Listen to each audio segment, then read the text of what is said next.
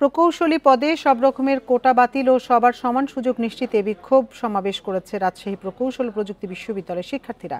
Bundle থাকলে প্রতি সেনমানিতে টাকা বাঁচবে। বিকাশ সেনমানি বান্ডেল কিনে জিতুন প্রতি লেনদেনে। সকাল 11টার দিকে বিশ্ববিদ্যালয়ের লাইব্রেরি ভবনের সামনে থেকে একটি বিক্ষোভ মিছিল বের হয়। মিছিলটি ক্যাম্পাস থেকে বের হয়ে মহানগরীর তালাইমারি হয়ে ভদ্রার মোড়ে গিয়ে শেষ হয়। এ সময় 3 দফা দাবি বাস্তবায়নের লক্ষ্যে বিভিন্ন স্লোগান দেয় শিক্ষার্থীরা। শিক্ষার্থীদের দাবিগুলো হলো সহকারী প্রকৌশল পদ থেকে সবার সমান সুযোগ, পরীক্ষার মাধ্যমে যোগ্যদের বেছে নেওয়া ও চাকরি ক্ষেত্রে সব রকমের কোটা বাতিল।